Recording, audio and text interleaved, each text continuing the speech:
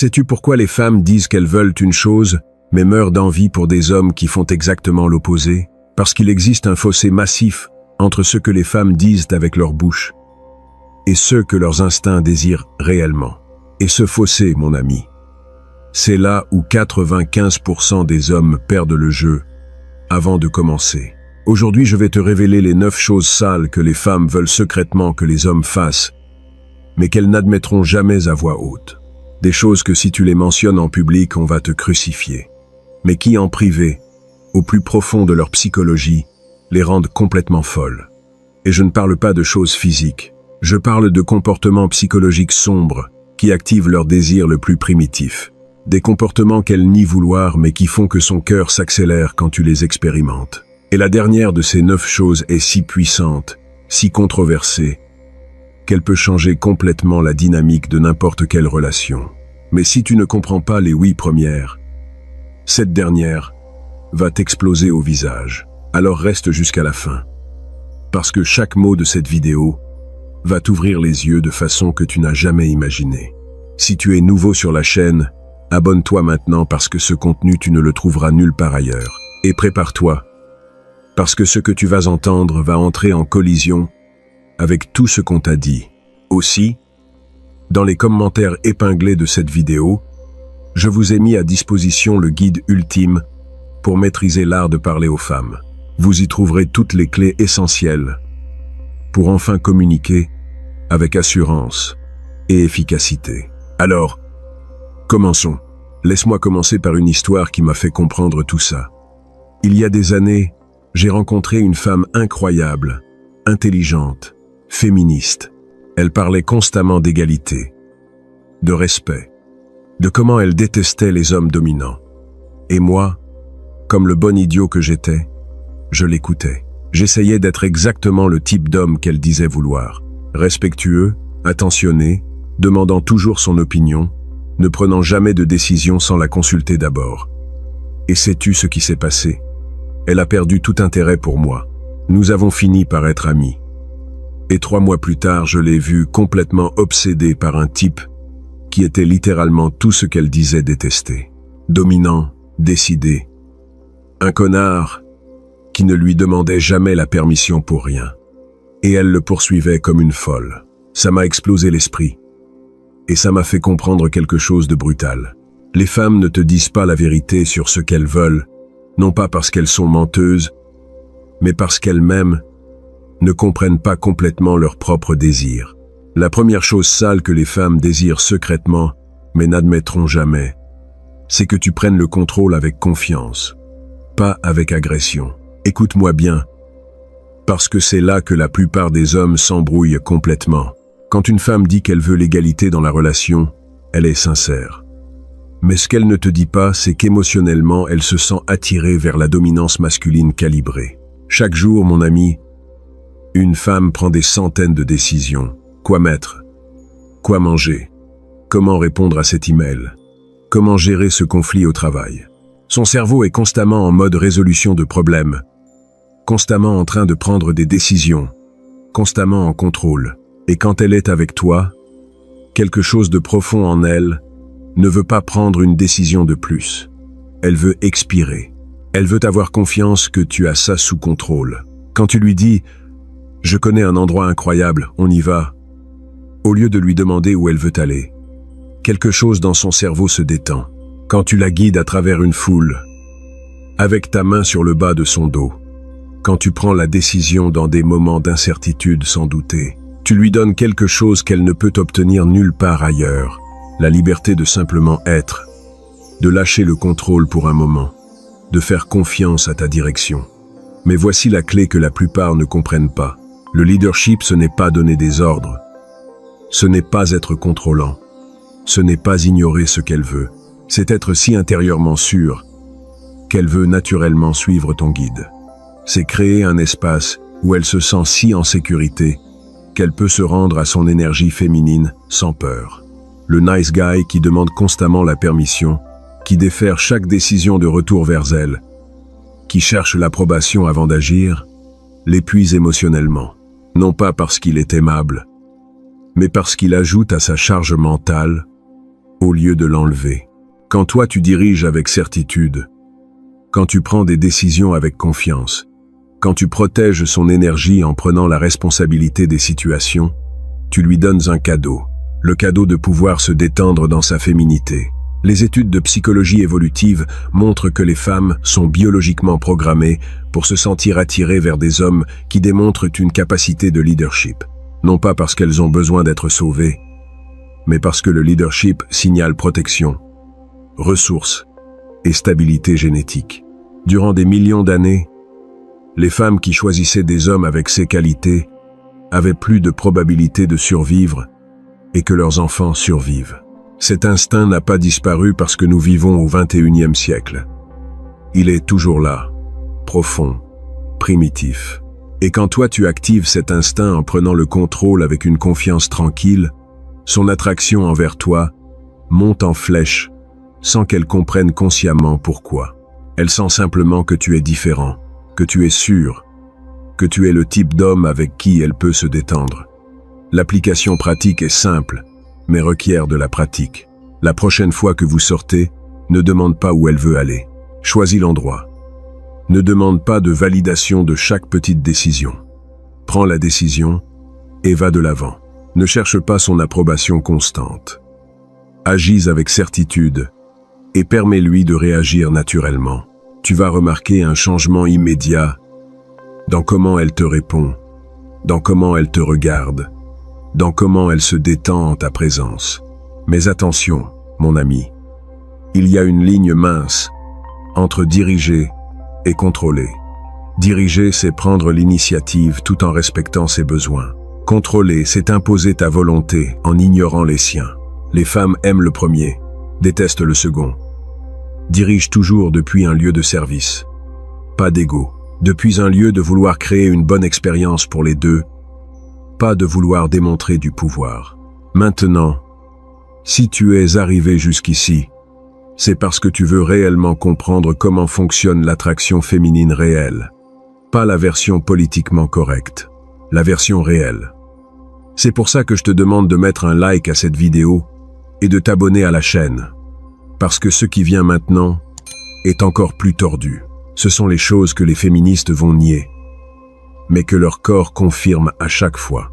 Mais prendre le contrôle est seulement la première chose sale qu'elles désirent secrètement, parce qu'il y en a une seconde qui est encore plus létale pour leur résistance.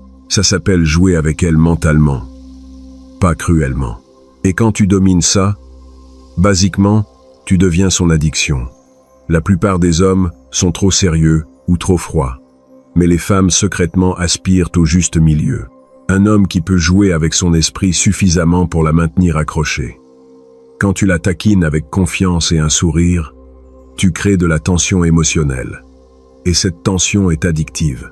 C'est ce qui fait qu'elle repasse des conversations dans son esprit la nuit. Parce que taquiner est une forme de flirt qui dit « tu ne m'intimides pas ». Et ça, c'est puissamment attirant. Laisse-moi t'expliquer pourquoi cela fonctionne à un niveau si profond. Quand tu taquines une femme, tu es en train de communiquer plusieurs choses simultanément. Premièrement, tu montres que tu te sens suffisamment à l'aise pour la défier, que tu ne marches pas sur des œufs autour de sa beauté ou de sa présence. Deuxièmement, tu crées des pics émotionnels, de petits moments de surprise qui brisent le modèle prévisible que la plupart des hommes suivent. Et troisièmement, tu démontres de l'intelligence sociale, la capacité de lire l'ambiance, de comprendre les limites, de danser juste sur ce bord sans le franchir. Les femmes se sentent attirées vers des hommes qui peuvent gérer l'échange verbal. Pourquoi? Parce que ça montre de la force mentale. Ça montre que tu ne te déstabilises pas facilement. Ça montre que tu as une personnalité qui ne peut pas être intimidée ou contrôlée. Pense à la différence entre ces deux réponses quand elle dit qu'elle va arriver en retard. Réponse A. Ah, c'est bon. Ne t'inquiète pas. Prends ton temps. Réponse B. Laisse-moi deviner. Tu t'es changé 3 fois et tu n'es toujours contente d'aucune tenue. La première réponse est sûre. Elle est aimable, mais crée 0 charge émotionnelle. La seconde réponse la taquine de manière joueuse. Elle montre que tu la comprends et la fait sourire. Peut-être même rire pendant qu'elle se dépêche de se préparer. Ce petit moment de tension joueuse vient de lui faire sentir quelque chose. Et sentir quelque chose, même si c'est une offense simulée ou un agacement joueur, est infiniment mieux que ne rien sentir. Mais voici la limite critique. Taquiner doit venir d'un lieu de chaleur, pas de cruauté. Il y a une différence massive entre le badinage joueur et les insultes coupantes. Taquiner réel dit « Je te vois, tu me plais, et je me sens suffisamment à l'aise pour plaisanter avec toi. » La moquerie cruelle dit « Je veux te blesser pour me sentir puissant. » Les femmes peuvent différencier instantanément. L'un la fait se sentir vivante, l'autre la fait se sentir en insécurité. Rappelle-toi, taquiner bien fait construit l'alchimie plus vite que les compliments ne le feront jamais. Parce que les compliments lui disent ce qu'elle sait déjà. Mais taquiner lui montre qui tu es toi. Maintenant viennent les choses 3 et 4, qui fonctionnent comme un combo nucléaire. La troisième chose sale qu'elle désire secrètement est que tu la fasses te poursuivre. Et la quatrième est que tu aies un côté sombre juste assez pour te sentir dangereux. Combinons-les parce qu'elles travaillent ensemble parfaitement. Voici un fait psychologique brutal. Les femmes valorisent ce qu'elles doivent gagner plus que ce qu'on leur donne facilement. Quand un homme est trop disponible, trop anxieux, trop prévisible, elle perd d'intérêt. Non pas parce qu'elle est méchante, mais parce que son cerveau cesse de produire l'émotion de la poursuite. Les êtres humains sont programmés pour poursuivre ce qui se retire et se retirer de ce qui poursuit. Ce n'est pas spécifique au genre. C'est de la psychologie humaine basique documentée depuis des siècles. Quand quelque chose s'obtient facilement, nos cerveaux lui assignent une valeur moindre. Quand quelque chose requiert effort, investissement et incertitude, nos cerveaux deviennent obsédés par cela. C'est pour ça que le type qui répond immédiatement à chaque fois, qui est toujours libre, qui laisse tout au moment où elle le contacte, tue l'attraction. Non pas parce qu'il y a quelque chose de mauvais avec lui comme personne, mais parce qu'il a éliminé tout le mystère, tout le défi, tout sens de devoir gagner son attention. Pendant ce temps, le type qui a sa propre vie, son propre but, son propre horaire, le type qui parfois tarde des heures à répondre parce qu'il est authentiquement occupé, crée une rareté naturelle. Et la rareté active la réponse de poursuite dans son cerveau. Elle commence à penser plus à lui. Elle commence à initier le contact plus. Elle commence à essayer de le déchiffrer, gagner son approbation, assurer son attention. Et voici le paradoxe magnifique. Moins elle sent qu'elle t'a, plus elle te veut. Plus elle doit travailler pour ton temps et ton attention, plus ce temps et cette attention deviennent précieux pour elle. Mais il y a une distinction critique ici. Il ne s'agit pas de jouer à des jeux ou d'être intentionnellement froid. Il s'agit d'avoir authentiquement une vie qui t'importe, une mission, un but, des objectifs, des passions, des choses qui demandent légitimement ton temps et ton énergie. Et c'est ici qu'entre le côté sombre. Les femmes sont attirées par le contraste. Elles veulent l'homme aimable, qui peut aussi être froid quand c'est nécessaire. Le protecteur, qui peut aussi être craint par les autres. Le chevalier avec un bord dangereux. C'est de la psychologie. Le côté sombre d'un homme signale force, imprévisibilité et contrôle. Qualité que son subconscient lie à la protection et à la dominance.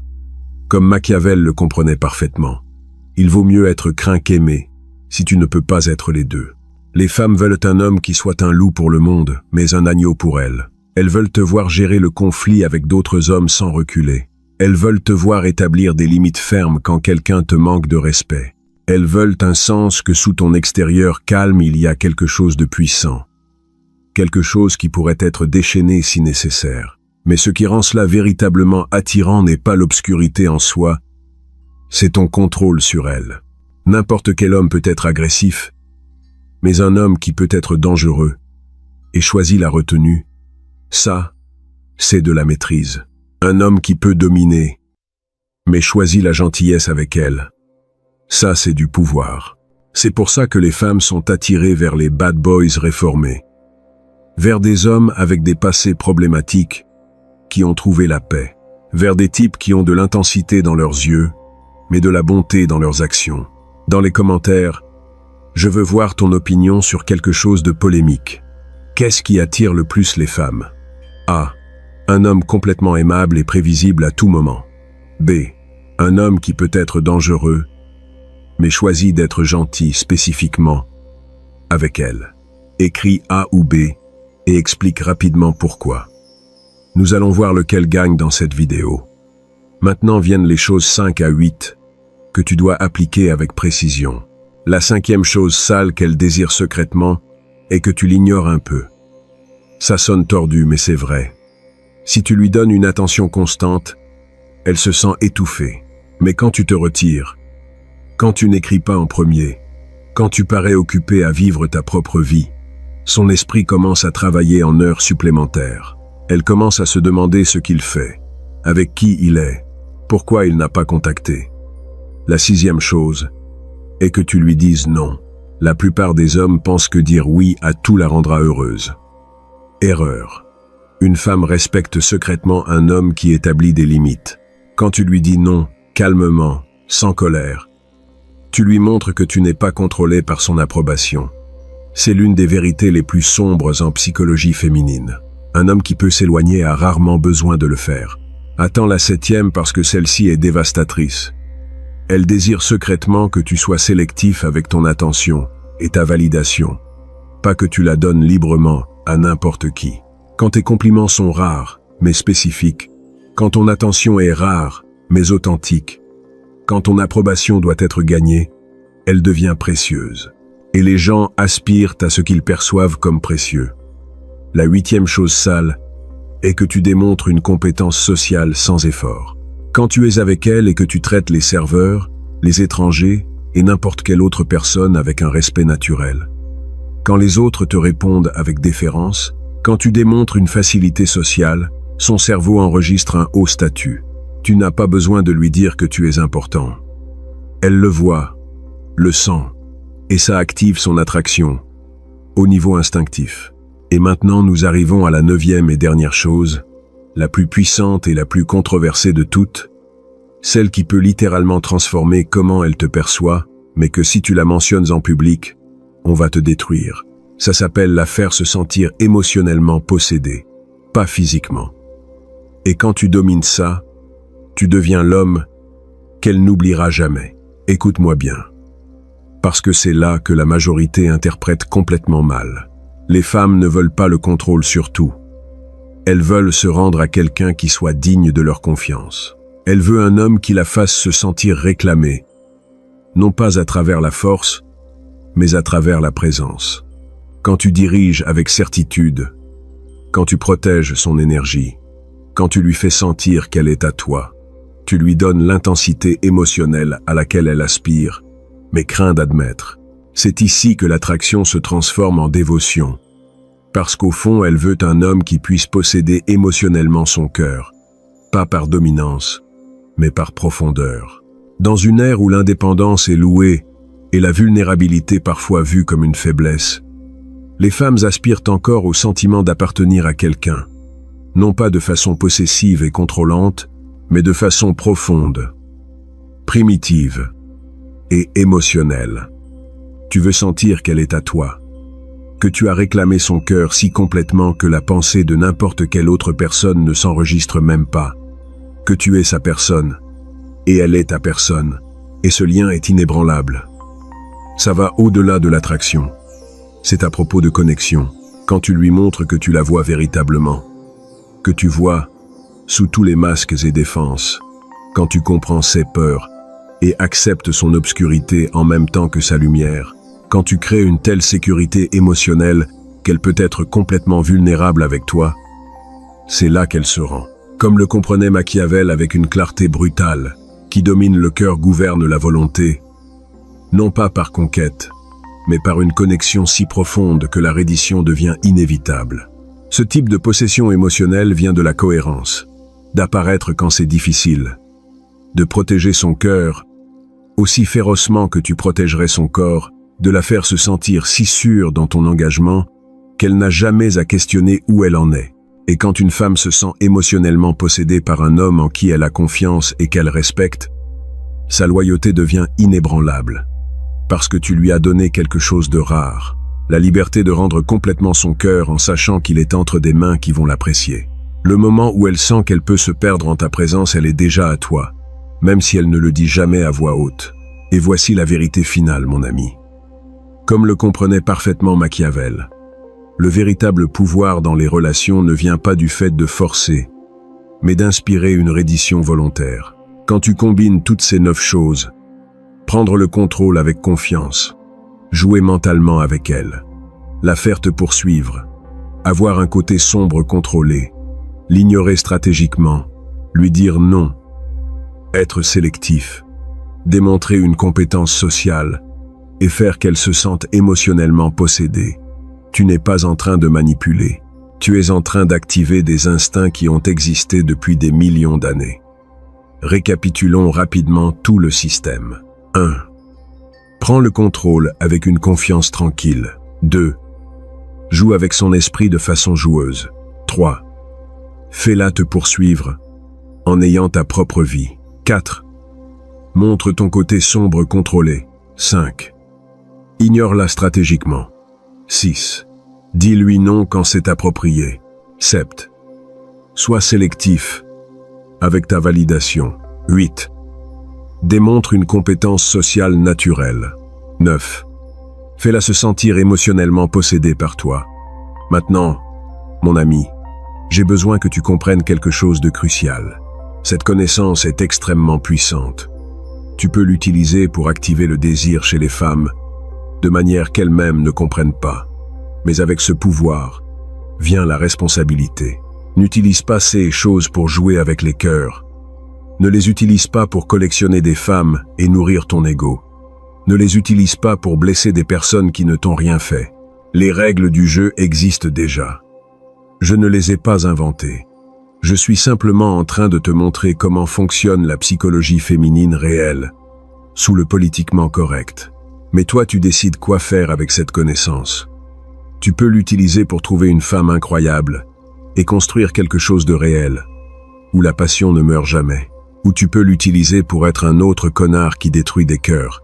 Le choix est le tien. Mais rappelle-toi, avec un grand pouvoir, vient une grande responsabilité. Utilise cette connaissance avec intégrité pour t'élever et l'élever elle. Pour créer des connexions réelles où les deux grandissent, pas pour manipuler et détruire. Si cette vidéo t'a ouvert les yeux, si tu as finalement compris pourquoi les femmes disent une chose, mais répondent à une autre, mets un like maintenant même. Abonne-toi à la chaîne parce que la prochaine vidéo va être encore plus explosive. Je vais te révéler exactement comment maintenir une femme obsédée par toi pendant des années sans que la passion ne s'éteigne. Comment faire qu'elle te poursuive même après des années de relation. Partage cette vidéo avec cet ami qui continue de croire ce que les femmes disent au lieu d'observer à quoi elles répondent. Aide-le à se réveiller. Et rappelle-toi, mon ami, l'attraction n'est pas politiquement correcte. Elle est primitive. Elle est instinctive. Et quand tu comprends comment elle fonctionne réellement, tu ne joueras plus jamais au jeu en perdant. On se voit dans la prochaine vidéo, mon ami.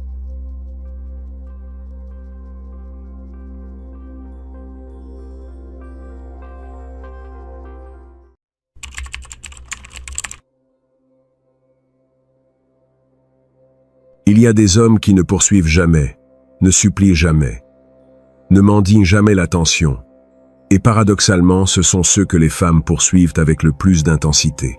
Pendant que toi, tu es en train d'écrire le 10e message sans réponse, eux sont en train de recevoir des appels auxquels ils ne répondront pas tant que ça ne les arrange pas.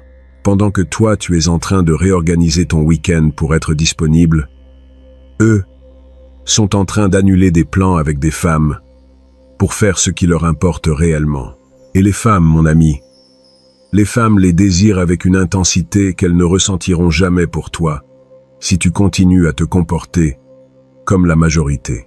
Aujourd'hui, tu vas comprendre exactement ce qu'il y a dans la psychologie de ces hommes, ce qu'ils ont dans leur structure mentale, qui les rend magnétiques. Et plus important, comment tu peux développer ces mêmes traits sans devenir un sociopathe.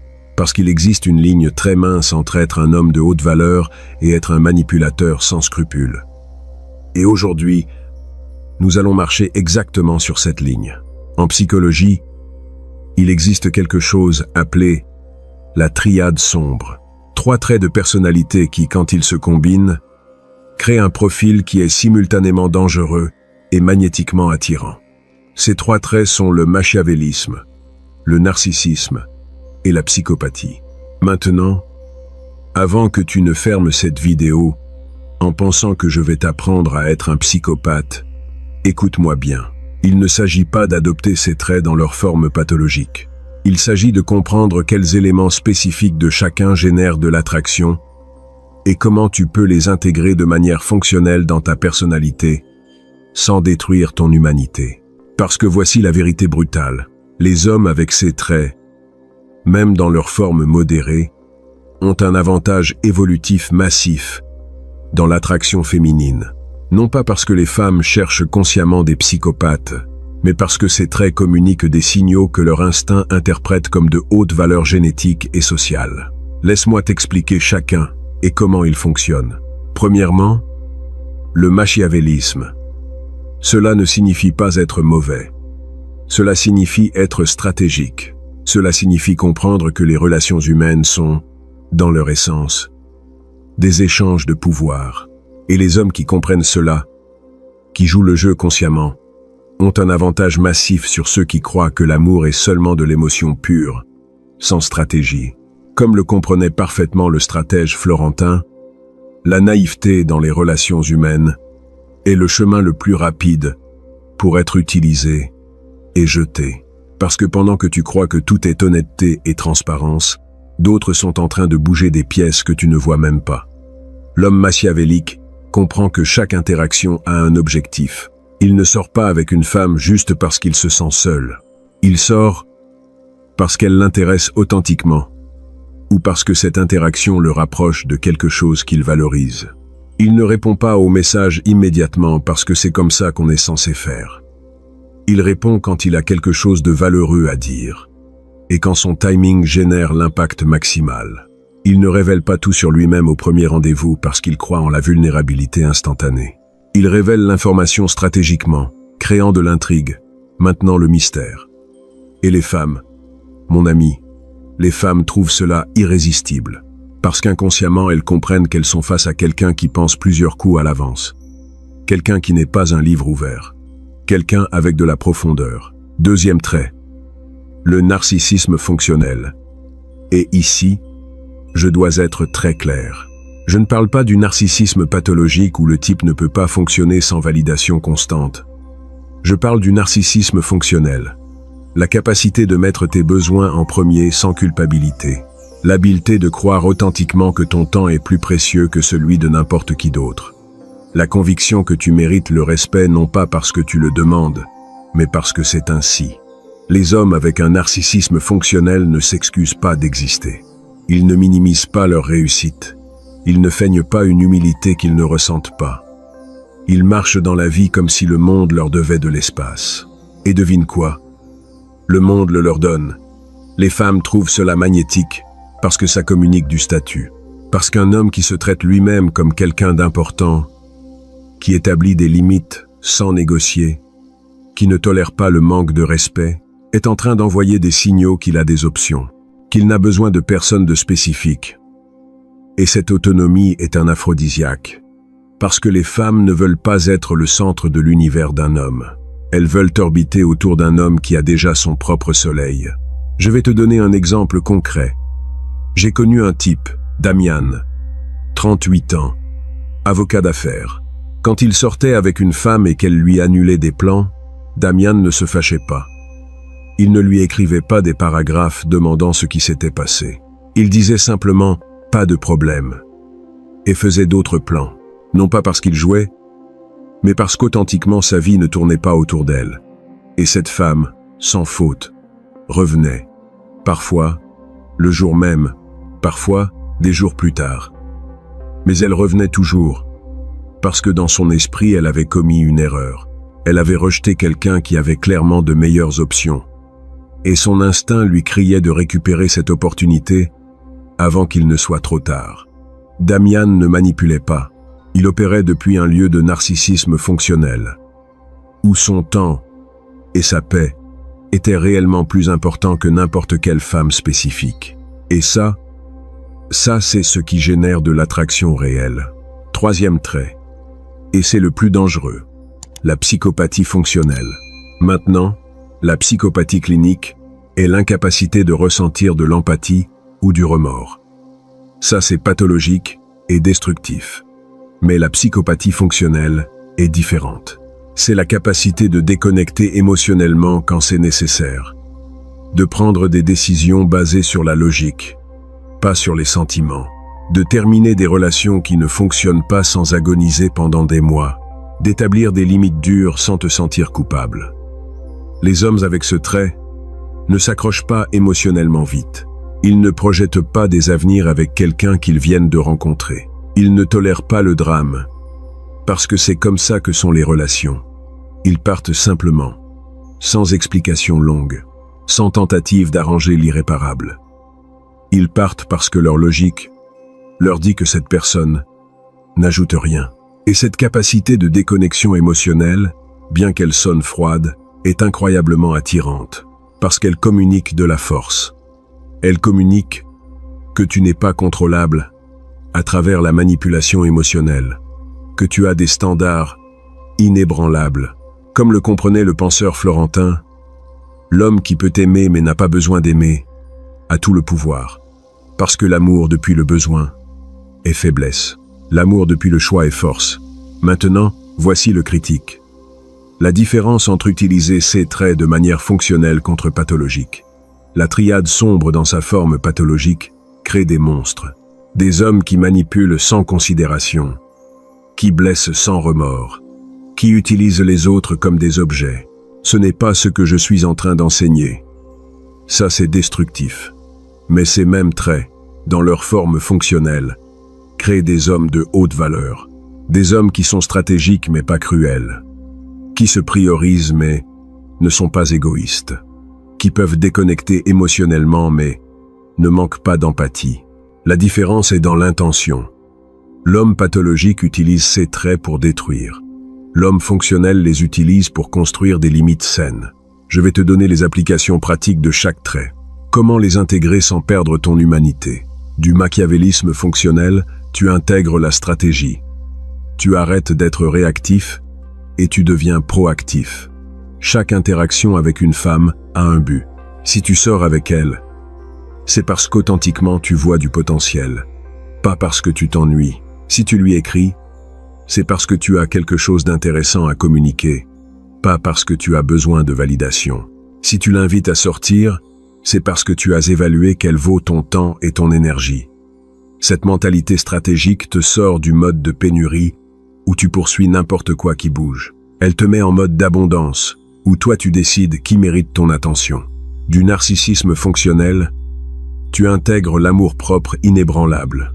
Tu établis des standards clairs sur comment tu veux être traité. Et quand quelqu'un franchit ces standards, il n'y a pas de seconde chance. Non pas parce que tu es cruel, mais parce que tu te respectes trop pour tolérer le manque de respect. Tu arrêtes de demander la permission pour occuper de l'espace. Tu arrêtes de t'excuser pour tes ambitions. Tu arrêtes de minimiser tes réussites par peur de paraître arrogant. Tu deviens quelqu'un qui croit authentiquement que sa présence est un cadeau. Et quand tu crois ça, les autres le croient aussi. De la psychopathie fonctionnelle, tu intègres la capacité de déconnexion stratégique. Quand une relation ne fonctionne pas, tu pars, sans drame, sans tentative désespérée d'arranger. Simplement tu évalues, tu décides, tu agis. Quand quelqu'un te manipule émotionnellement, tu ne tombes pas dans le piège. Tu vois le jeu clairement et tu te retires.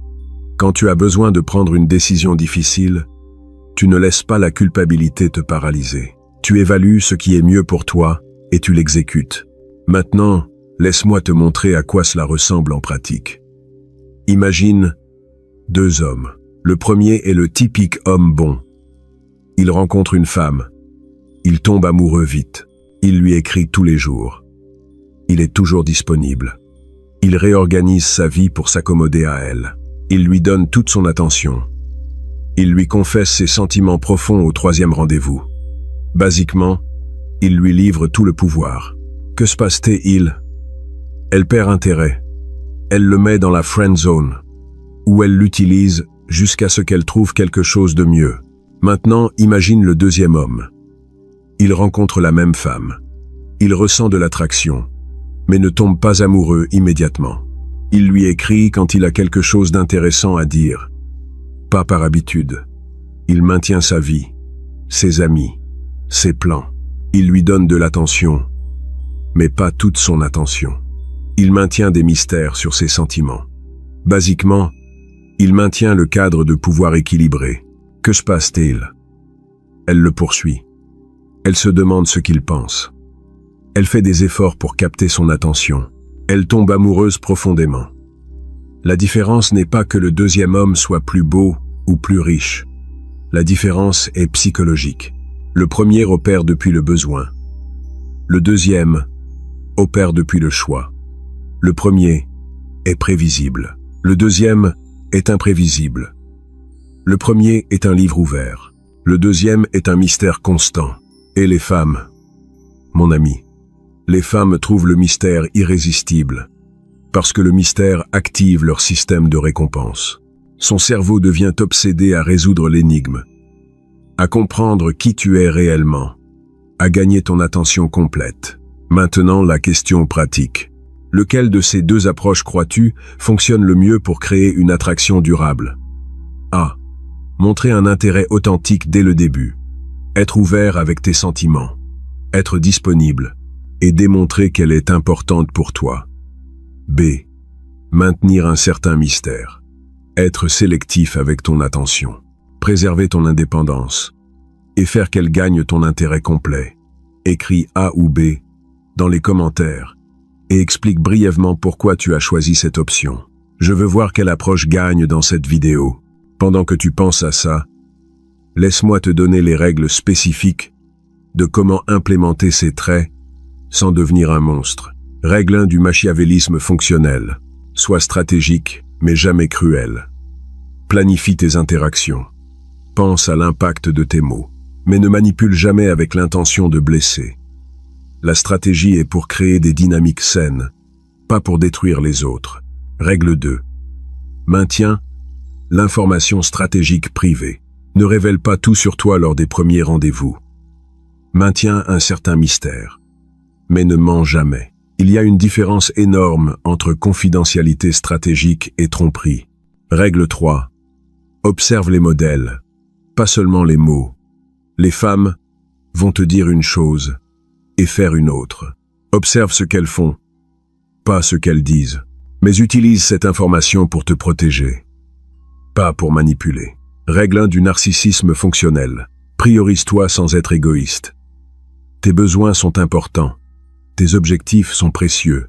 Ton temps est limité. Mais cela ne signifie pas que tu ignores les besoins des autres. Cela signifie que tu ne les mets pas automatiquement au-dessus des tiens. Règle 2. Établis des limites sans négocier. Décide quel comportement tu ne vas pas tolérer. Et quand quelqu'un les franchit, agis, mais fais-le avec clarté, pas avec cruauté. Règle 3. Célèbre tes réussites sans t'excuser. Tu as travaillé dur pour elles. Tu mérites d'être fier. Mais tu n'as pas besoin de rabaisser les autres pour te sentir bien avec toi-même. Règle 1 de la psychopathie fonctionnelle. Déconnecte émotionnellement quand c'est nécessaire. Mais ne perds jamais ton empathie. Quand tu as besoin de prendre une décision difficile, évalue avec logique, mais considère toujours l'impact sur les autres. Juste, ne laisse pas cette considération te paralyser. Règle 2. Termine les relations toxiques sans drame. Si quelque chose ne fonctionne pas, pars. Il n'y a pas besoin d'explications longues ni de tentatives d'arranger l'irréparable, mais fais-le avec respect. Une conversation claire, honnête et après silence. Règle 3. Ne tolère pas la manipulation émotionnelle. Quand quelqu'un essaie de te contrôler à travers la culpabilité, les larmes ou le drame, maintiens ta position, mais ne contre-attaque pas. Maintiens simplement tes limites fermement. Comme le comprenait profondément le stratège de la Renaissance, la véritable force ne réside pas dans la capacité de détruire, mais dans la capacité de rester ferme sans être détruit. L'homme fort n'a pas besoin de prouver son pouvoir. Son pouvoir est évident, dans sa tranquillité inébranlable. Maintenant, laisse-moi te raconter ce qui s'est passé avec Damian, l'avocat que j'ai mentionné. Damian intégrait ces 3 traits de manière fonctionnelle. Il était stratégique dans ses relations, mais jamais cruel. Il se priorisait, mais n'était pas égoïste. Il pouvait déconnecter quand c'était nécessaire, mais ne manquait pas d'empathie. Et les femmes le poursuivaient constamment, non pas parce qu'il était parfait, mais parce qu'il projetait quelque chose qui est extrêmement rare. Une autonomie émotionnelle, authentique. Un jour, il a rencontré une femme, Isabelle, psychologue, intelligente, magnifique. Et à la surprise de tous, Isabelle ne pouvait pas conquérir Damian avec les techniques qui fonctionnaient avec d'autres hommes. Quand elle essayait de créer du drame, Damian s'éloignait simplement sans réagir. Quand elle essayait de manipuler avec la culpabilité, Damian maintenait ses limites sans broncher. Quand elle essayait de jouer à des jeux de pouvoir, Damian n'entrait pas dans le jeu. Et quelque chose d'extraordinaire s'est passé. Isabelle a arrêté de jouer, parce qu'elle s'est rendue compte qu'elle était face à quelqu'un qui ne pouvait pas être manipulé, face à quelqu'un qui avait des standards réels. Et ça l'a obligée à être authentique, à montrer son côté réel, sans masque. Et quand finalement les deux se sont connectés depuis un lieu d'authenticité, sans jeu, la relation a été différente de tout ce qu'ils avaient expérimenté, parce qu'elle était construite sur le respect mutuel, pas sur la manipulation. Damian m'a dit quelque chose qui résume tout. Mon ami, j'ai passé des années à être le type bon qui perdait toujours, jusqu'à ce que je comprenne que le problème n'était pas que j'étais bon, c'était que j'étais faible. Quand j'ai intégré ces traits, quand je suis devenu stratégique, quand j'ai appris à me prioriser, quand j'ai pu déconnecter quand c'était nécessaire, je ne suis pas devenu mauvais. Je suis devenu fort. Et les femmes ne tombent pas amoureuses d'hommes bons. Elles tombent amoureuses d'hommes forts. Et c'est là qu'est la clé. Il ne s'agit pas d'arrêter d'être bon. Il s'agit d'arrêter d'être faible. Parce qu'un homme bon, mais faible, est utilisé. Un homme fort mais cruel est craint. Mais un homme qui est fort et bon, cet homme est respecté. Et le respect est la base de toute attraction durable. Maintenant, l'implémentation pratique. Comment développer ces traits sans thérapie? De plusieurs années. Premièrement, développe le machiavélisme fonctionnel. Commence à penser stratégiquement. Avant chaque interaction, demande-toi « Quel est mon objectif ici ?» Pas dans un sens manipulateur, mais dans un sens de clarté. Je sors avec cette femme parce qu'elle m'intéresse réellement ou parce que je m'ennuie? Je réponds à ce message parce que j'ai quelque chose de précieux à dire ou juste par habitude? Cette conscience stratégique te sort du mode automatique et te met en contrôle réel.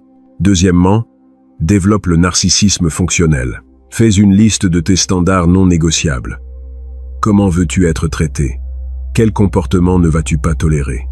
Et engage-toi à maintenir ces standards sans exception. Chaque fois que quelqu'un les franchit, agis, pas avec colère, mais avec fermeté. Et observe comment change la façon dont on te traite. Parce que quand tu démontres que tu as des standards réels, les gens les respectent. Troisièmement, développe la psychopathie fonctionnelle.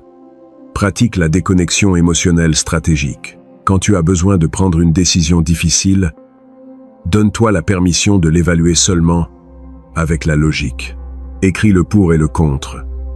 Évalue froidement et prends la décision qui est la meilleure pour toi, sans laisser la culpabilité te paralyser. Avec le temps, cette capacité devient naturelle. Et voici ce qui est beau. Quand tu intègres ces traits de manière fonctionnelle, tu ne deviens pas quelqu'un de froid ou calculateur.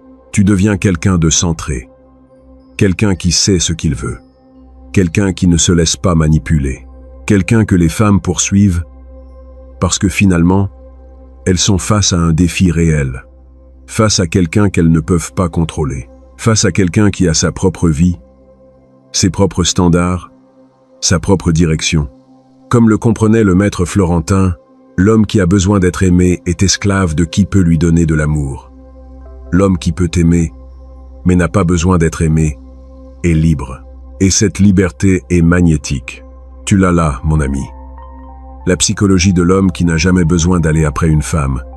Ce n'est pas de la magie, ce n'est pas de la chance. C'est une structure mentale. C'est intégrer des traits que l'évolution a sélectionnés parce qu'ils génèrent un avantage. Mais les intégrer de manière fonctionnelle, pas pathologique. Te prioriser sans être égoïste. Déconnecter quand c'est nécessaire sans perdre ton humanité. Quand tu réussis cet équilibre, tu deviens quelqu'un que les femmes poursuivent.